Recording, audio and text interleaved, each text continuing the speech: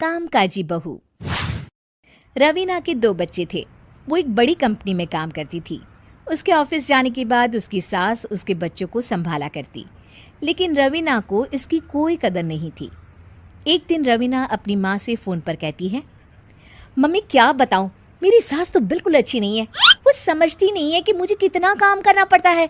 एक तो ऑफिस तक का लंबा सफ़र और फिर 9 घंटे लगातार काम। बैठे बैठे तो मेरी पीठ अकड़ जाती है। खुद तो सारा दिन घर में मजे करती है, जब मन करा सोए, जब मन किया खाए। तभी उसकी सास वहां आ जाती है। अच्छा माँ, मैं बाद में आपको फ़ोन करती हूँ। जी मम्मी जी, कोई काम है क्या आपको? क्या हुआ? रवीना बहू, सारा दिन तो तू ऑफिस के मजे लेती है, लेकिन यहाँ ये बच्चे मुझे आराम भी नहीं करने देते। मेरी तो तबीयत खराब हो रही है। तो आपको लगता है कि मैं दफ्तर में मौज करती हूँ? आपको क्या समझाऊं, छोड़िए। माँ, काम करना भी ज़रूरी है। मजबूरी नहीं होती तो मैं खुद ही अपने बच्चों को देख लेती। अब आज तो छुट्टी है ना, आज तो कम से कम घर का काम कर ले। बहू काम शुरू करती है। बच्चे के साथ काम करना उसके लिए असंभव हो जाता है। वो जाकर बच्चा सास को देती है और कहती है, मम्मी जी ज़रा बच्चा तो पकड़ लीजिए, मैं घर का काम कैसे करूं? जैसे मैं करती हूँ रोज बच्चे के साथ। तुझे बताऊं तो तू सोचती है कि कोई बड़ा काम तो है नहीं, बच्चा तो सोता रहता है। अब देख लिया। खैर, बस मैं यही तुझे समझाना चाहती थी। ला, बच्चा मुझे दे और काम कर। बहू मुंह बनाकर वहां से चली जाती है। वो मन में सोचती है, बात तो सही है, बच्चे के साथ घर का काम करना असंभव है। वो किसी तरह काम करती है और अगले दिन ऑफिस के लिए निकल जाती है। ऑफिस में उसकी सहेली उससे कहती है, यार तू तो बड़ी लकी है, तुझे तेरी सास खाना बना कर देती है, बच्चे भी देखती है और तुझे किसी बात की चिंता भी नहीं होने देती। अरे क्या लकी, बदले में मैं उन्हें पूरी कमाई जो दे देती हूँ और अपने बच्चे से दूर रहती हूँ, वो अलग। हर किसी को ना दूसरे की प्लेट में ज्यादा घी दिखता है। जा अपना काम कर। अरे फिर भी ये तो है, यहाँ हमारे बच्चे को मैं क्रैश में छोड़ती हूँ, हर पल डर लगा रहता है कि क्या कर रहा होगा। खैर चल, मुझे क्या। बहू घर आती है तो देखती है कि उसकी सास उसके बच्चे को बड़े ही प्यार से खिला रही होती है। वो माँ को देखकर खुश हो जाता है। बहू मन में सोचती है कि बात तो सही है, सासू माँ सारा दिन काम करती है, मैं ऑफिस से आकर भी काम नहीं करती हूँ। वो सास के पास जाती है और कहती है, माँ जी थक गई आप? और क्या, सारा दिन चक्कर घीनी की तरह पूरे घर में घूमती रहती हूँ और अब उम्र भी नहीं रही। लेकिन चल, तू बता क्या हुआ, कुछ काम है क्या? बहू कुछ नहीं कहती, मुस्कुराकर वहाँ से चली जाती है। लेकिन अगले दिन सुबह सुबह बहू सास से पहले उठकर उन्हें चाय देती है। अरे, आज सूरज कहाँ से उगा है? तू पहले उठ गई? चल, अच्छा किया, मरने से पहले तेरे हाथ की चाय तो पी ली। चलो अब चलकर किचन में लगूं। माँ जी, आपको आज से काम करने की ज़रूरत नहीं है। काम करने की ज़रूरत नहीं है मतलब? क्या तू करेगी आज से सारा काम? इतने अच्छे तो हमारे नसीब नहीं है भाई। नहीं माँ जी, मैं नहीं करूँगी, ना ही आप करेंगी, बल्कि ये करेगी। तभी वहाँ एक काम वाली बाई आ जाती है। ये कौन है बहू? माँ जी, ये नौकरानी है और आज से सारा काम यही करेगी। मुझे माफ़ कर दीजिए माँ जी, मैं नहीं समझ पाई कि आप थक जाती हैं। आज से आप सिर्फ आराम करिए और मुन्ने के साथ खेलिए। और सास बहू बच्चे के साथ खेलने लग जाते हैं। कानी बहू। किशोरी लाल जी के बेटे राघव की शादी की बात जगह जगह चल रही थी, लेकिन किशोरी लाल जी को कोई लड़की पसंद ही नहीं आती थी और उसकी एक ही वजह थी, किशोरी लाल जी का लालची होना। उनको लड़की वालों से मोटा दहेज चाहिए था और इसी चक्कर में एक दिन वो एक बहुत पैसे वाले के घर अपने बेटे का रिश्ता लेकर पहुंचे। उस आदमी का नाम था ओम प्रकाश। देखिए किशोरी लाल जी, मेरी एक ही बेटी है और मेरी सारी संपत्ति जायदाद सब कुछ मेरी बेटी नैना का ही है। पापा, नाम से लगता है बहुत खूबसूरत होगी। कितना अच्छा नाम है ना, नैना। ओ, वैसे बात तो सही है आपकी। अब इतना पैसा है, ज़मीन जायदाद है, इकलौती बेटी, आप भी क्या करेंगे? सब कुछ उसे ही देंगे ना। बिल्कुल ठीक पहचाना आपने, बस बेटी की शादी और सारी जायदाद उसके नाम। पापा बिना देखे हाँ कर दीजिए ना, इतना अच्छा रिश्ता फिर कहाँ मिलेगा। माला माल हो जाएंगे हम। मैं अपनी बेटी को बुलाता हूँ। अरे नहीं नहीं नहीं नहीं, आपकी बेटी का नाम नैना है, सुनकर ही लगता है बहुत सुंदर होगी।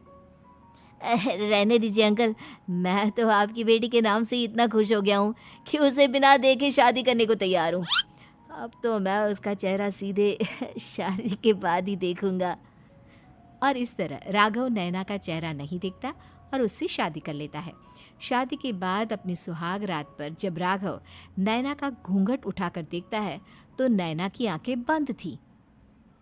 कितने खूबसूरत हो तुम नैना, जरा अपनी आंखें खोलकर मेरी तरफ देखो तो सही। नहीं, मुझे शर्म आती है। अरे मैंने तुम्हें शादी से पहले भी नहीं देखा, और अब अगर तुम आंखें खोलकर मुझे देखोगी भी नहीं तो मुझे अच्छा कैसे लगेगा।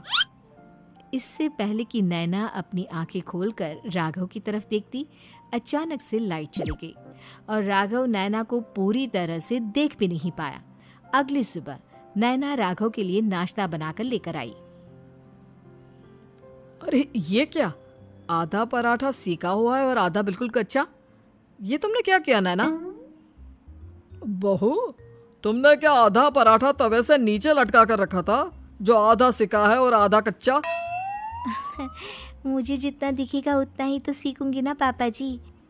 जहाँ जहाँ मुझे नजर आ रहा था वहाँ मैंने सीख लिया, जहाँ जहाँ नहीं दिखा वहाँ कच्चा रह गया होगा। इसका क्या मतलब है? ये कैसा मजाक कर रही है तुम? अरे बहू, तुमने इतना लंबा घूंघट क्यों लगाया हुआ है? देखो, हमारे घर में बहुओं को बेटी की तरह रखा जाता है, और फिर तुम तो इतना सारा माल लेकर आई हो। देखो, ये घूंघट डालकर रखने की कोई ज़रूरत नहीं है। हाँ नैना, पापा जी ठीक कह रहे हैं, तुम तो आराम से रहो, अपना ही घर समझो। नैना अचानक से अपना घूंघट उठा लेती है। अरे ये क्या पापा, नैना की तो एक आंख फूटी हुई है। नाम से नैना, लेकिन ये तो कानी बहू निकली।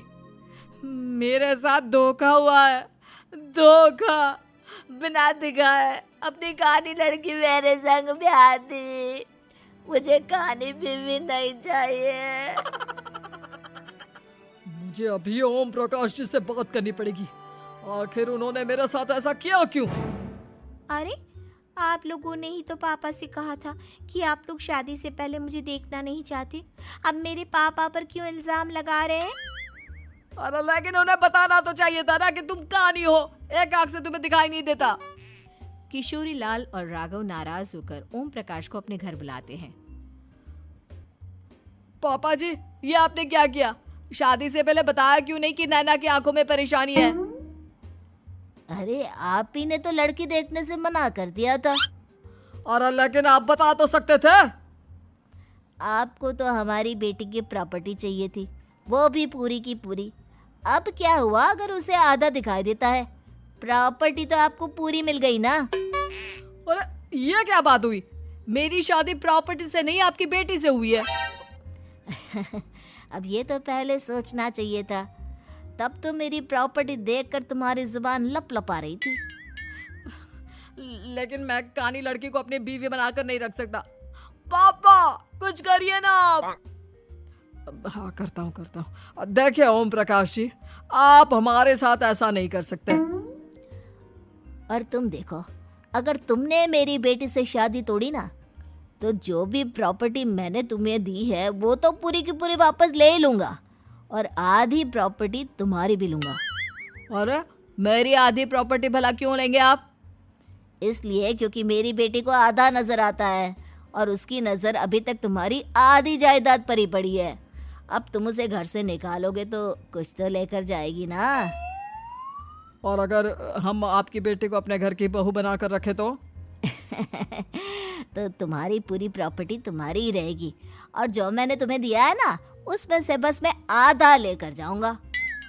अरे लेकिन अब आप अपनी दी हुई प्रॉपर्टी में से आधी वापस क्यों लेकर जाएंगे?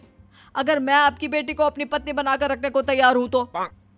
इसलिए ताकि भविष्य में अगर तुम मेरी बेटी को धोखा दो तो उसके पास कुछ तो रहे जो पति का हो। वैसे मेरे पास तो बहुत कुछ है, लेकिन अपने पति की कोई निशानी तो उसके पास होनी चाहिए ना। अब अगर तुमने मेरी बेटी को कानी कहा तो तुम्हें प्रॉपर्टी भी कानी ही मिलेगी, पूरी नहीं। जमाए राजा। किशोरी लाल और राघव समझ चुके थे कि वो बुरी तरह फंस चुके हैं और अब उनके पास वहां से निकलने का कोई चारा नहीं है। अब समझ में आया ना, लालच बुरी बला होती है। एक तो तुम्हें प्रॉपर्टी मिली, ऊपर से बीवी मिली, उसमें तुम्हें नखरे भी दिखाने हैं। आए बड़े, चुपचाप बैठो दोनों। कुछ दिनों के बाद नैना राघव की कार लेकर बाजार घूमने निकलती है और जब कार लेकर वापस आती है, ये क्या, एक तरफ से मेरी गाड़ी पूरी खराब हो चुकी है।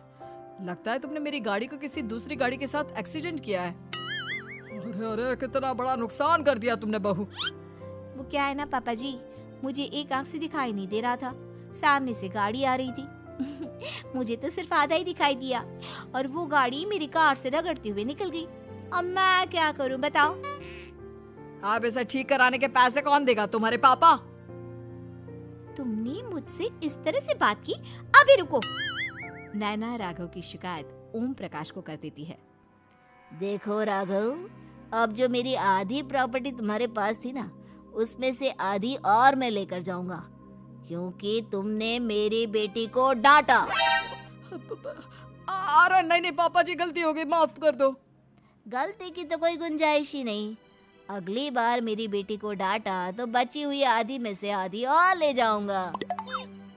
लालच के चक्कर में हम दोनों ने बहुत बड़ी गलती कर दी बेटा। एक तो तुम्हें कानी बहू मिली और ऊपर से जो माल मिला वो भी काना।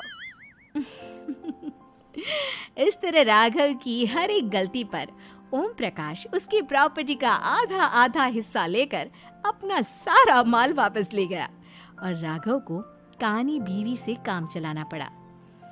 भाई लालच वाकई में बुरी बला है।